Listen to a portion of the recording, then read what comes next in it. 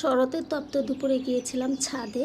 আর সেখান থেকে যেহেতু মাছ ভর্তা করব তার জন্য ধনেপাতা উঠিয়ে আনলাম, লেবু আনলাম আর একটা ড্রাগন গাছ রোপণ করলাম।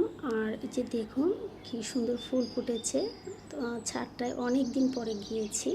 মাশাআল্লাহ, ফুল ফল সব কিছুতেই যেন পরিপূর্ণ হয়ে উঠেছে।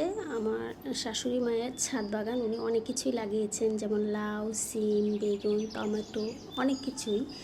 আমি এক সাইড থেকে অল্প একটু দেখিয়ে দিলাম। আর এত রোদ ছিল যে পুরোটা ভিডিও করার মতো অবস্থায় আমি ছিলাম না।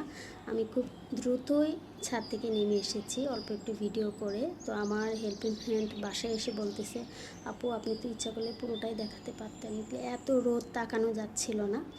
তো বাসায় এসে যখন আমি ভিডিওটা দেখছিলাম আমার কাছে ভালোই লাগছিল। আর একটা জিনিস খেয়াল করলাম, বাইরের ভিডিওটা কত সুন্দর হয়েছে। আর বাসায় এসে যখন আমি অনেকগুলো লাইট জ্বালিয়ে ভিডিওটা করেছি তারপরেও কিন্তু দেখেন অন্ধকার এসেছে, তাই না? ধন্যবাদ সবাইকে।